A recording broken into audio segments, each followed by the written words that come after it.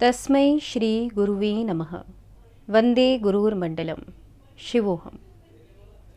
Welcome to this series of lectures on Shiva Swarodaya. We have till now understood 16 verses of it, and today we will learn the 17th verse.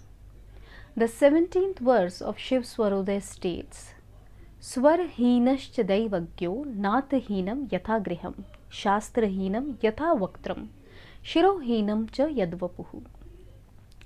The literal meaning of this verse is, an astrologer without the knowledge of Swar, a house without a master, a mouth that does not recite Shastra, and a body without head, all of these are considered meaningless. This verse is showing us the importance of Swar in the studies of astrology and divination techniques. As we will advance in learning Shiva Swarodaya, you will notice that there are many verses that teach various methods of knowing the future, and there are also exact clear methods that guide an astrologer or fortune teller in answering the queries of people who seek their advice. Out of all the divination techniques, the Vedic system of astrology or Jyotish is the most elaborate, scientific and amazing system that was developed by the great Bharatiya rishis.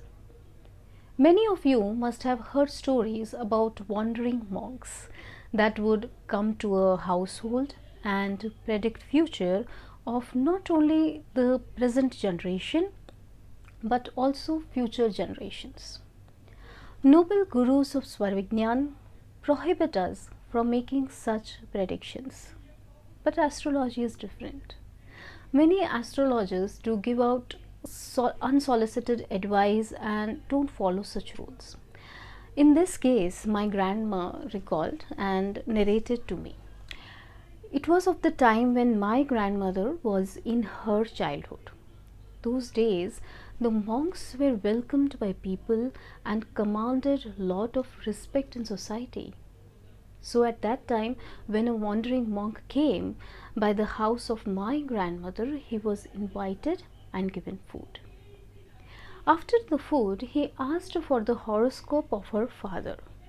The monk looked at the horoscope and made some predictions. Those predictions were written down by him on a paper and kept safe. After many years, when I was a child spending my summer vacations at my grandmother's place, this paper of predictions was found as there was some cleaning going on in the house. To the amazement of everyone, the predictions that were done were exactly the ways lives of everyone unfolded.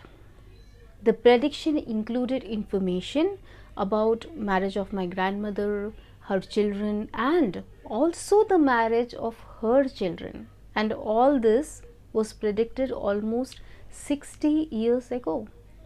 That was an amazing experience, and for days everyone in the house would just discuss about that. Nowadays, why don't we find such astrologers giving out such accurate predictions? And how come that astrologer monk did it? The answer is simple. The monk who came to my grandmother's place was not only an astrologer, but he was also a yogi, to be precise, a Swar Yogi. As Shiva Swarodaya lays down clear rules for judging your own predictions, and if a chart calculation gives out multiple outcomes, in such a case, a Swar Yogi can very easily pinpoint to the correct option before making a prediction. The science of astrology has anyways gotten converted into business, and people practicing this method almost always forget that astrology is a science that is fully revealed only to those who seek within. A Swar Yogi is not a fortune teller, but the seeker of truth. That's all for today. Tasmai Shri Guruve Namaha. I bow down to the divine sitting in your hearts. Shivoham.